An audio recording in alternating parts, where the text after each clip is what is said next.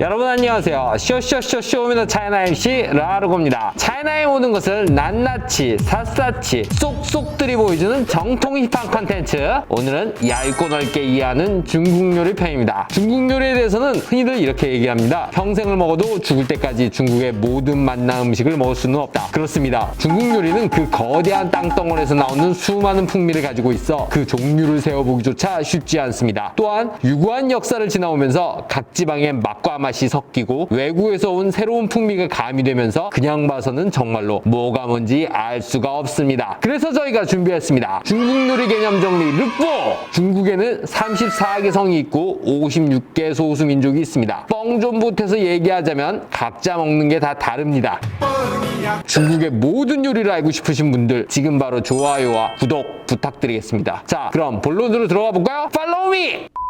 오늘은 먼저 중국을 대표하는 4대 요리를 정리해 보겠습니다. 4대 중국 요리는 사실 한국 인터넷에서 나와 있습니다. 근데 잘못 적혀 있더라고요. 초록색 사이트에서 중국 4대 요리를 검색하면 사천, 광동, 북경, 상하이 요리라고 정리되어 있는데 아닙니다. 사천, 광동은 맞는데 북경이 아니고 산동, 그리고 상하이를 포함한 강소성 요리라고 하는 게 정확합니다. 따라서 저희는 얇고 넓게 그리고 알기 쉽지만 정확한 정보만을 모아 정리해 드릴 겁니다. 먼저 사천 요리입니다. 사천 요리는 줄여서 천채, 여기서 채는 한문으로 요리라는 뜻입니다. 중국어로는 주안차이라고 하죠. 한국에서 가장 잘 알려지고 한국인들이 가장 좋아하는 중국 요리라고 할 수도 있겠는데요. 무엇보다도 매운맛으로 유명하죠.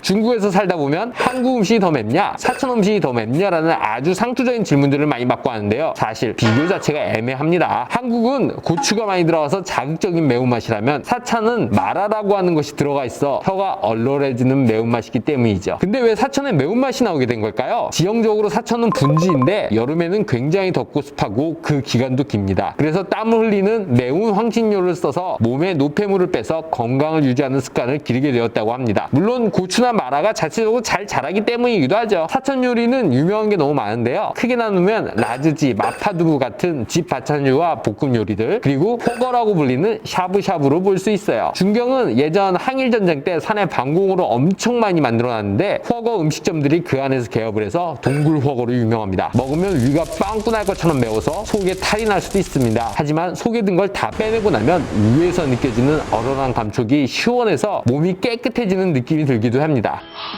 다음은 광동 요리 보겠습니다. 광동 요리는 한문으로는 월채, 중국어로는 유에차이라고 부릅니다. 한국 사람들이 사랑에 맞지 않는 딤섬과 볶음면이 광동 요리에 속하죠. 사실 중국 요리 중에서 세계적으로 가장 인지도가 높은 게 바로 이 광동 요리인데요. 그 이유는 전 세계에 퍼져 있는 화교들 중 약 60%가 광동 사람이라 세계 각지에 퍼져 있는 대부분의 중국 음식점은 광동 요리를 전문적으로 하고 있는 겁니다. 물론 한국은 제외입니다. 한국은 지리적 근접성 때문에 산동 쪽 화교들이 많이 있어요. 나 화교 출신. 아열대 기후에 비도 많이 오고 바다를 접하고 있어 온갖 식재료를 풍부하게 갖춘 지역입니다. 그래서 광동 요리하면 다리 4개 달린 건 테이블 빼고 다 먹고 날아다니는 건 비행기 빼고 다 먹는다는 말이 나온 겁니다. 광동 요리의 가장 큰 특징은 맑고 신선하고 부드럽고 미끈미끈하며 편안하고 향기로운 맛을 내는 것으로 유명합니다. 굉장히 추상적인 표현들인데요. 평소 딤섬을 즐겨 먹는 저로서는 한 딤섬을 떠올리면 이 표현들이 아주 적절한 것 같아요. 배고파요.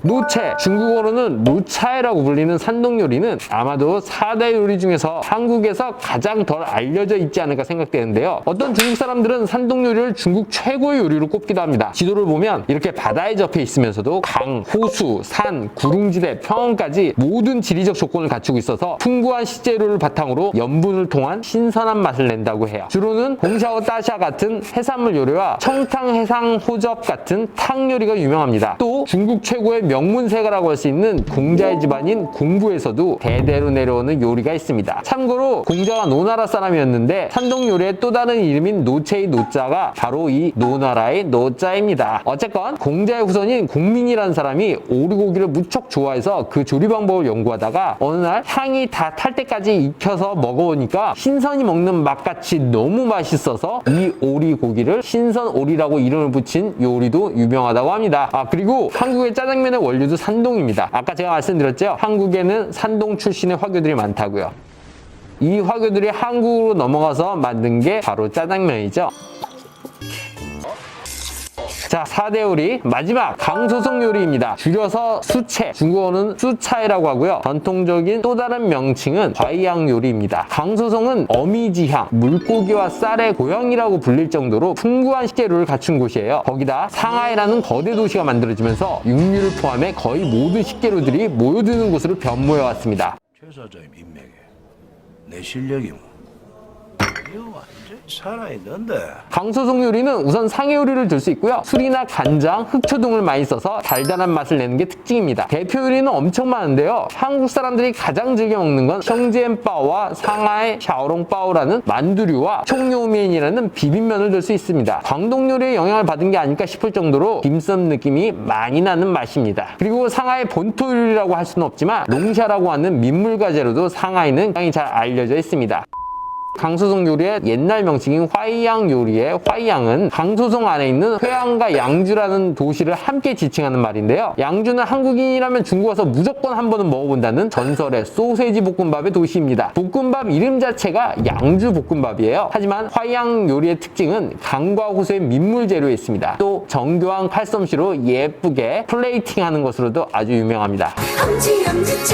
여러분, 지금까지 사천, 광동, 산동, 강소송까지 중국의 4대 요리를 살펴봤는데요. 지금껏 그 누구도 하지 않았다 라고 하는 얇고 넓게 이해하는 중국 요리는 이제 막 얇게 보기 시작했을 뿐입니다. 넓게 이해하는 중국 요리는 앞으로 계속 이어질 겁니다. 오늘은 이만 마치겠습니다. 쇼입니다. 차이나!